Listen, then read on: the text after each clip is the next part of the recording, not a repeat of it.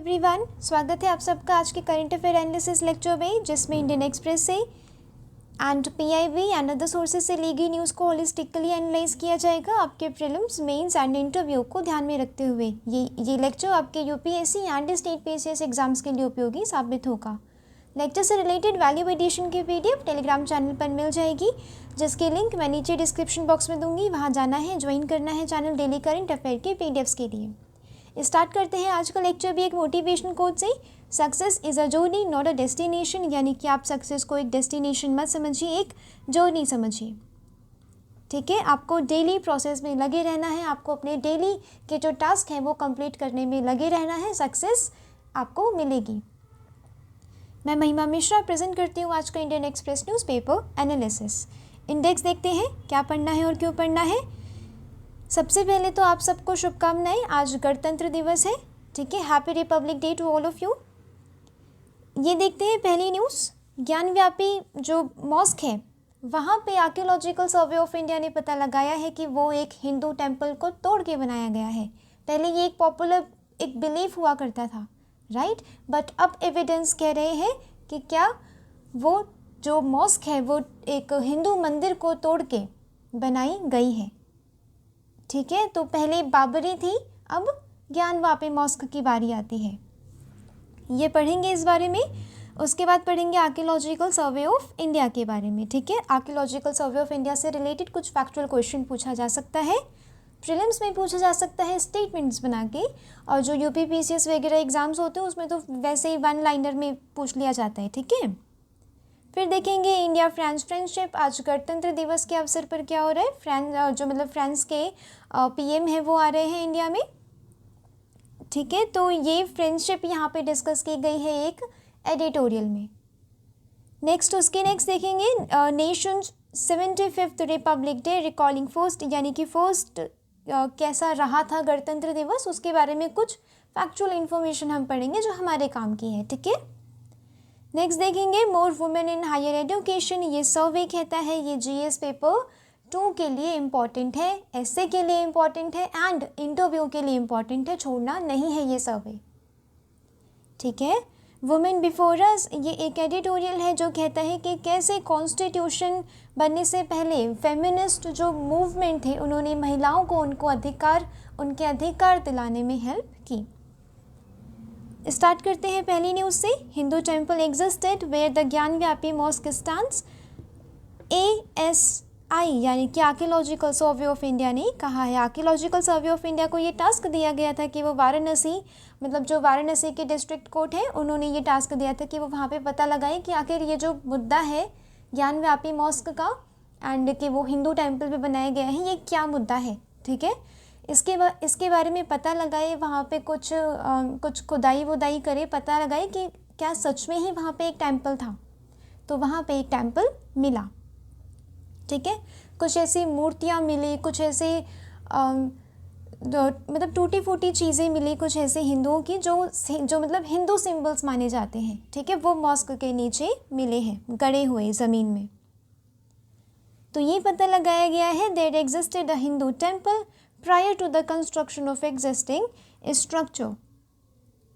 ठीक है, ये चीज़ ध्यान रखनी है। ज्ञानव्यापी मॉस्क का मुद्दा बहुत दिनों से चला आ रहा है, इसके बारे में आपको थोड़ा थोड़ा पता होना चाहिए, राइट।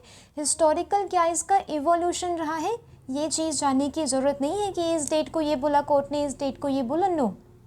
आपको मोटा मोटा मुद्दा जानना है कि हाँ अभी रिसेंटली ASI ने पता लगाया है कि वहाँ पे एक टेम्पल था।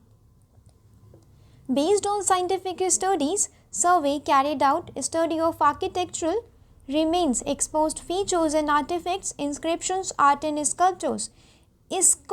इसकी स्टडी करके ये कहा जा सकता है कि वो हिंदू टेम्पल था, उसके ऊपर मॉस्क बनाई गई है। ये देखिए ज्ञानव्यापी मॉस्क है, यहाँ पे टेम्पल है। ये जो मॉस्क है यहाँ पे भी इसके नीचे एक टेम्पल हुआ करता था। औरंगज़ेब के दौरान क्या हुआ, इस टेम्पल को तोड़ के इसके ऊपर मस्जिद बनाया गया है। यहाँ पे मिलेंगे आपको नंदी। ठीक है, नंदी का मुख इस तरफ है, जिससे हिंदुओं ने ये उनका पॉपुलर बिलीफ था कि वहाँ पे टेम्पल था, और मुग़ल रूलर औरंगज़ेब के द्वारा वो तोड़ा गया और वहाँ पे मस्जिद बनवाई गई इन 1669। ठीक है, ये इसका जिक्र मिलता है साकिब खान की बुक में यासिर आलमगीरी। ठीक है, यहाँ पे मेंशन किया गया था कि औरंगज़ेब ने ये टेम्पल को डेमोलिश करने का ऑर्डर दिया था गवर्नर अब्दुल हसन को। ठीक है, इन 1669। छोटी छोटी चीज़ें याद रखेंगे तो न्यूज़पेपर आपके लिए उतना बर्डन नहीं लगेगा और उसका एनालिसिस भी अच्छे से याद हो पाएगा। देखेंगे archaeological survey of India ministry of culture के अंडर आती है, ये बात ध्यान रखनी है। इसका मकसद क्या है? ये एक ऑर्गेनाइजेशन है for the archaeological research and protection of cultural heritage of the nation, यानी कि हमारे देश के जो धरोहर है उसे प्रोटेक्ट करने का काम दिया गया है आर्कियोलॉजिकल सर्वे ऑफ इंडिया को। It administers more than 3650 ancient monuments. ठीक है, इतनी सारी मोन्यूमेंट्स को एडमिनिस्टर करता है, प्रिजर्व करता है।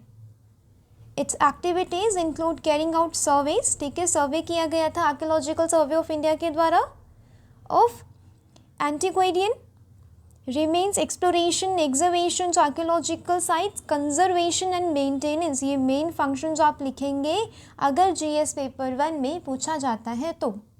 ठीक है, पूछा जा सकता है कि आर्कियोलॉजिकल सर्वे ऑफ इंडिया का क्या रोल रहा है हमारे कल्चरल जो धरोहर है, जो हेरिटेज है उसे प्रिजर्व रखने में, जो मॉन्यूमेंट्स हैं उसे प्रिजर्व रखने में। ठीक है, तो आप ये चीज़ें मेंशन करेंगे। बनाई गई थी इन 1861 बाय अलेक्जेंडर कनिंगम। ये फर्स्ट डायरेक्टर जनरल थे किसके?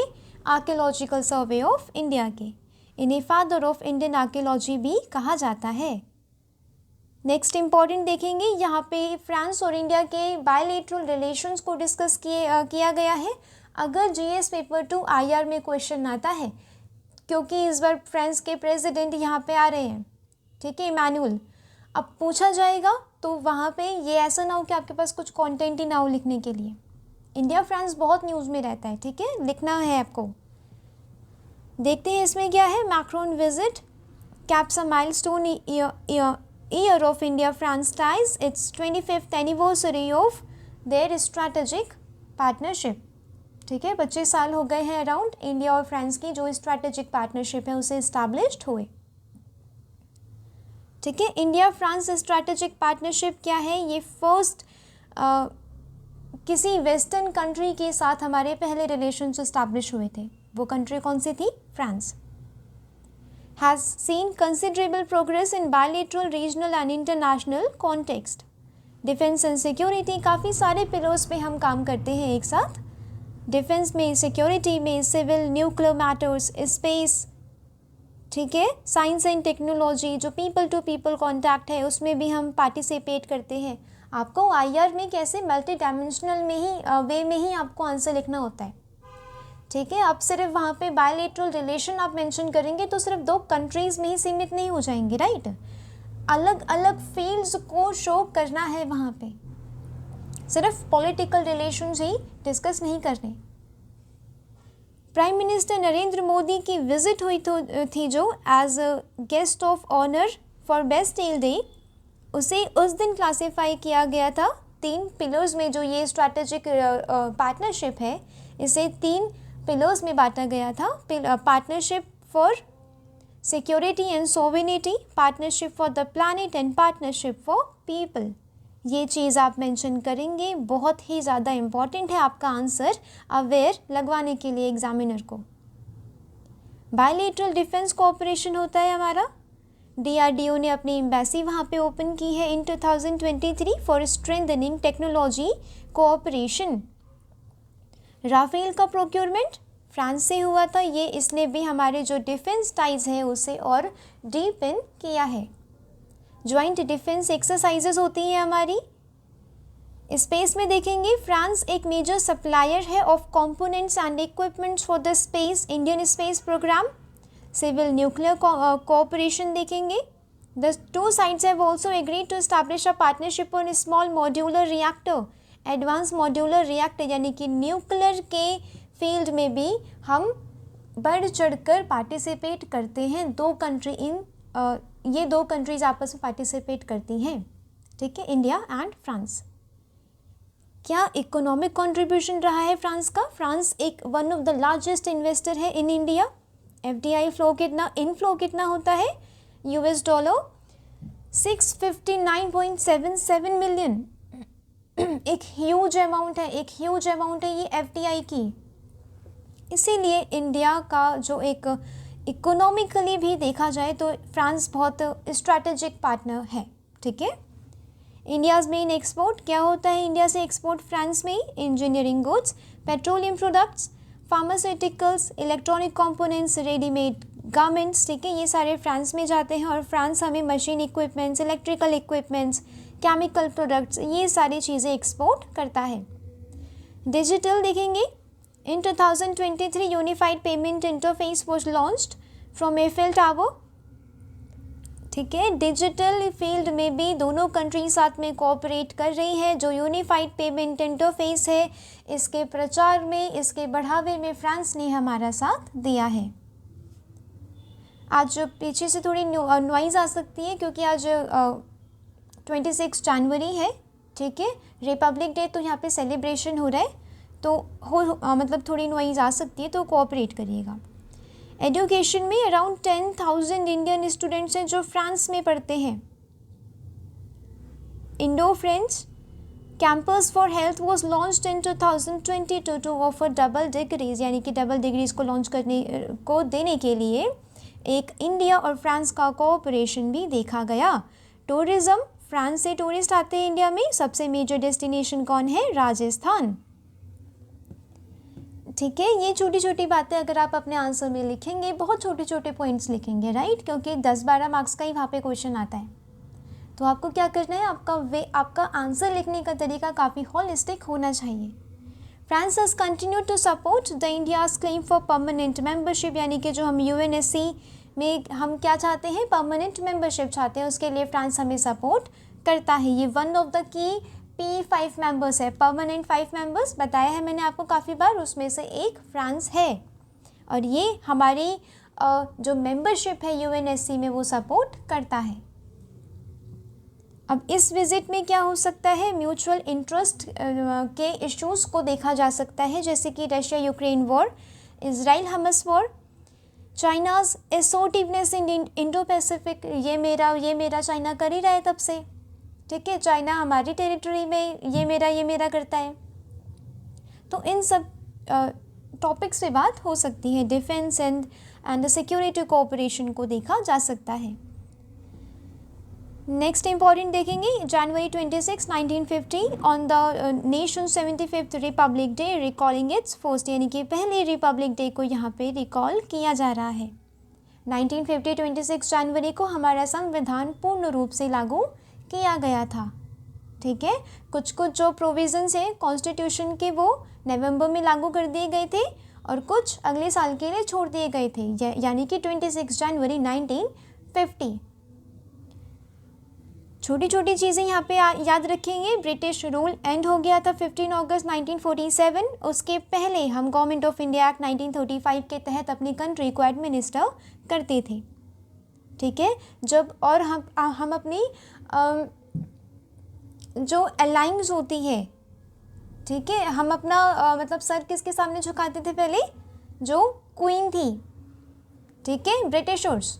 अब जब से 1947 में देश आज़ाद हुआ तब से हमने अपना देश अपने हाथ में ले लिया, ठीक है। राजेंद्र प्रसाद फर्स्ट टर्म के प्रेसिडेंट बने। इन्होंने रिप्लेस किया ब्रिटिश मोनार्क को as a ceremonial head of the state. Constituent assembly बनी। कॉन्स्टिट्यूएंट असेंबली का काम था कि वो कॉन्स्टिट्यूशन को ड्राफ्ट करे, हमारे देश के लिए एक संविधान बनाए।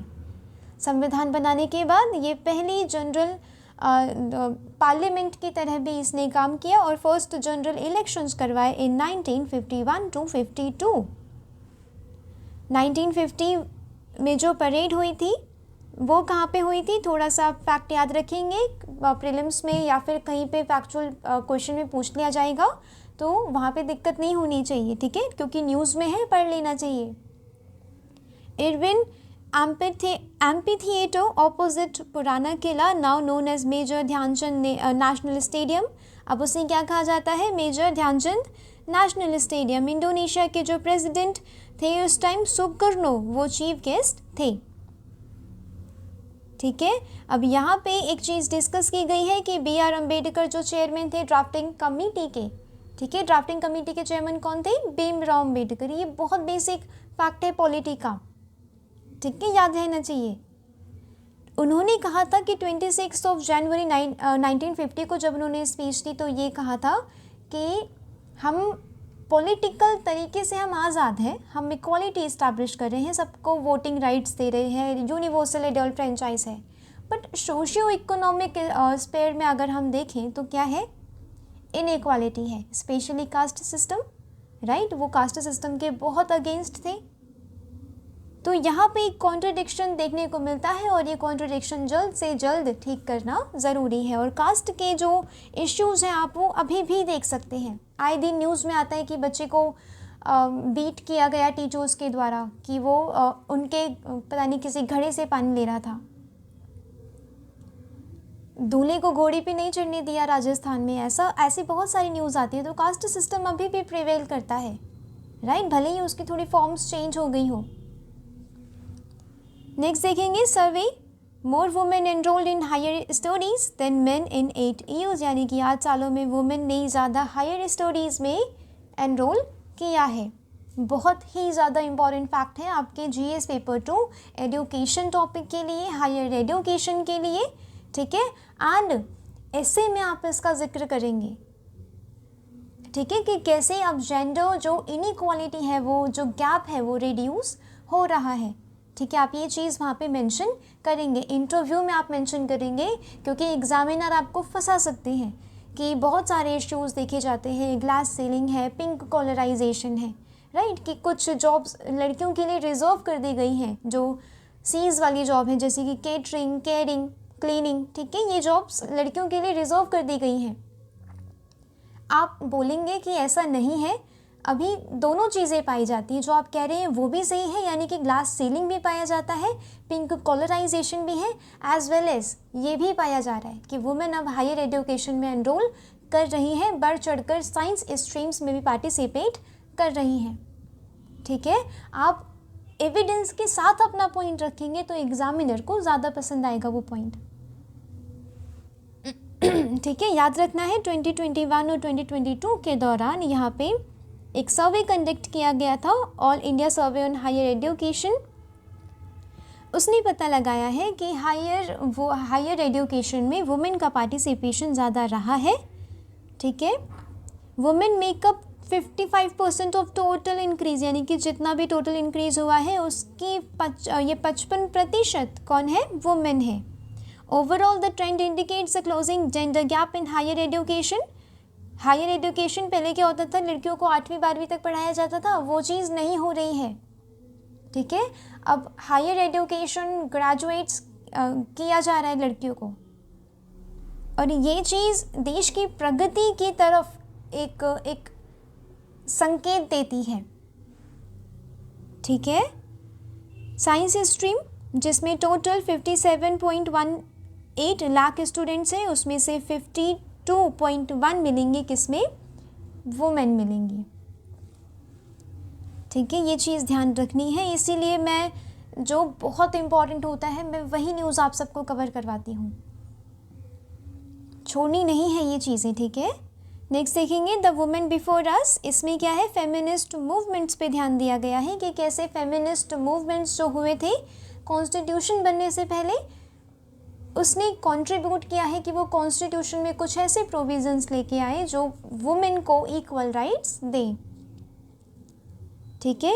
मोस्ट ग्लैरिंग एग्जाम्पल इसका दिखता है राइट टू वोट में, ठीक है। राइट टू वोट, इंडिया एक ऐसी पहली कंट्री है जिसने क्या किया, वुमेन को कॉन्स्टिट्यूशन बनते साथ ही राइट टू वोट वुमेन को भी दिया।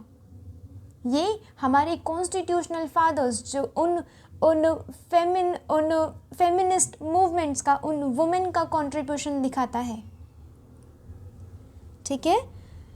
वुमेन्स इंडियन एसोसिएशन बनी थी to was form to address the socio economic challenges faced by women. ये फर्स्ट नेशनल बॉडी है to advocate for female suffrage. ये चीज़ें याद रखनी है, पूछा जा सकता है जीएस पेपर 2 में। ठीक है, कुछ फेमिनिस्ट एंगल वहाँ पे पूछा जा सकता है कॉन्स्टिट्यूशन से रिलेट करके, तो वहाँ पे ऐसा नहीं होना चाहिए कि आपका दिमाग ही नहीं चल रहा है। सरोजनी नायडू ने क्या किया, वुमेन के जो राइट्स के इश्यू हैं वो कांग्रेस पार्टी तक पहुँचाया। ठीक है, और वुमेन की जो एनफ्रेंचाइजमेंट यानी कि वुमेन को भी वोट करने का क्या हो, हक हो, राइट हो, उसके लिए इन्होंने बढ़ चढ़कर पार्टिसिपेट किया कुछ सेशंस में, जैसे कि बीजापुर एंड बॉम्बे। पहली विक्ट्री क्या है, 1919 में गवर्नमेंट ऑफ इंडिया एक्ट के तहत वुमेन को एनफ्रेंचाइज दी गई। 1921 मद्रास पहला प्रोविंस बना था वुमेन को राइट टू वोट ग्रांट करने के लिए। ये चीज़ ध्यान रखनी है, पूछा जा सकता है फर्स्ट मतलब वन लाइनर फैक्ट में। ठीक है, क्वेश्चन पूछा जा सकता है यूपीपीसीएस में, और स्टेटमेंट बना के पूछा जा सकता है प्रीलिम्स में। तो वहाँ पे ये नहीं सोचना कि कॉन्स्टिट्यूशन के बहुत पहले का मतलब पूछ रहे हैं, तो मद्रास प्रोविंसेस का पूछ रहे हैं। ठीक है, इसीलिए जो चीज़ें आपको दिख रही हैं सामने वो पढ़ लेनी ज़रूरी है। न्यूज़पेपर एनालिसिस अच्छे से करना ज़रूरी है। ठीक है, उसके बाद यूपी एंड बॉम्बे में भी क्या किया गया, वुमेन को वोट करने का अधिकार दिया गया। नेहरू रिपोर्ट जब ड्राफ्ट हुई थी, कॉन्स्टिट्यूशन ड्राफ्ट मतलब नेहरू रिपोर्ट आप सबको पता है, उसने एक कॉन्स्टिट्यूशन बनाया। ठीक है, ड्राफ्ट कॉन्स्टिट्यूशन बनाया ऑल पार्टीज कॉन्फ्रेंस के द्वारा इन 1929। उसने भी इक्वल सिविल राइट्स दिए, उस रिपोर्ट ने भी इक्वल सिविल राइट्स दिए थे to all citizens. Rajkumari Amrit Kaur and शरीफा हामिद अली ने ट्रैवल किया था London, Geneva, league of nation को पिटीशन देने के लिए। ठीक है, कि क्या करें, वुमेन को वोट करने का अधिकार दे। ऑल इंडिया वुमेन कॉन्फ्रेंस, पहले तो इन्होंने एजुकेशन पे फोकस किया, उसके बाद child marriage, raising the age of consent, banning polygamy, इन सब पे भी ध्यान दिया। All India women conference believe that women's emancipation ये पॉसिबल नहीं होगी जब तक रिलीजियस एंड पर्सनल कोड्स में डिफरेंसेस मतलब जब तक चेंजेस नहीं होंगे, जैसे कि चाइल्ड मैरिज है। अब जो बच्ची बहुत पहले से ही अपने मतलब गृहस्थ में बिजी है, राइट, उसके पास ना पढ़ने का टाइम है ना उसे पढ़ने का अधिकार है, तो वो कैसे वोट कर पाएगी, वो कैसे अपना एक लीडर चुन पाएगी देश का। इसीलिए जो बेसिक जो रूट कॉजेज़ थे ना, उसे यहाँ पे टैकल करने के लिए ऑल इंडिया वुमेन कॉन्फ्रेंस का गठन किया गया। In 1945 to 46 all India women conference ने अडॉप्ट किया था Indian women charter. The charter demanded equality, यानी कि हर फील्ड में, हर स्पेयर में वुमेन को इक्वालिटी मिले, इस बात पे ध्यान दिया गया था। The charter advocated wholesale reforms to the personal code, demanding freedom to divorce and equal property and inheritance right। यानी कि यहाँ पे क्या है कि जब तक ये बेसिक चीज़ें ठीक नहीं होंगी तब तक वुमेन को उनका अधिकार नहीं मिल पाएगा। अब फ्रेमर्स ऑफ द कॉन्स्टिट्यूशन जो थे वो अपने हमारे इंडिया की जिस प्रकार की डाइवर्सिटी है, लाइक इतने सारे रिलीजन्स है, इतनी डिफरेंट टाइप ऑफ एथनिसिटीज़ पाई जाती हैं इंडिया में, तो यहाँ के कुछ रूल्स एंड रेगुलेशंस उसके हिसाब से अलग अलग हैं, सारी कम्युनिटीज़ के अलग अलग हैं। उन सबको एक साथ लेके आना, सारी महिलाओं को एक जैसे अधिकार देना, ये बहुत बड़ी बात है हमारे इंडिया की, हमारे कॉन्स्टिट्यूशन की। आज रिपब्लिक डे के दिन इसी चीज़ को याद करते हैं कि कैसे वुमेन को अधिकार दिलाने की बात की, और कैसे कॉन्स्टिट्यूशन फादर्स ने हमारे सोचा कि वुमेन के पास अधिकार होने ज़रूरी हैं अगर देश को अच्छे से संचालित करना है तो। The ground workers were led by the women who came much before us. This 75th republic day is an opportune moment for us to honour and acknowledge their contribution, यानी कि उन्होंने जो योगदान दिया है उसमें हम उन्हें क्या करें, रिमेंबर करें। जो भी मैंने पढ़ाया याद रखना है, पूछा जा सकता है। ठीक है, आज न्यूज़पेपर आने में काफ़ी डिले हुई थी, इसीलिए वीडियो को भी आने में डिले हुई। आज के लिए न्यूज़पेपर में था बस इतना ही। मिलते हैं कल। अगर न्यूज़पेपर जल्दी आया तो, क्योंकि कल आज 26 है, रिपब्लिक डे है, तो हो सकता है कल इश्यू ना किया जाए। ठीक है, अगर कल आया तो मैं पूरा अच्छे से कवर करवाऊंगी, अगर नहीं आया तो मैं मंडे को सारा मैं कवर करवाऊंगी। ठीक है, जितना भी इम्पोर्टेंट होगा। तो इतना ही था आज की न्यूज़पेपर में। लेक्चर से रिलेटेड वैल्यू एडिशन की पीडीएफ टेलीग्राम चैनल पर मिल जाएगी, जिसकी लिंक मैं नीचे डिस्क्रिप्शन बॉक्स में दूंगी। वहाँ जाना है, ज्वाइन करना है चैनल डेली करंट अफेयर के पीडीएफ्स के लिए। ये आपको आज ही नोट कर लेना है। मैंने जितनी भी मैंने फैक्चुअल इन्फॉर्मेशन दी या एनालिसिस बताया या इंटरव्यू के पर्सपेक्टिव से आपको कुछ इंपॉर्टेंट बताया हो, वो इम्पॉर्टेंट है। आज ही लिखना इम्पॉर्टेंट है। ठीक है, तो मिलते हैं कल। Thanks for watching. Thank you so much.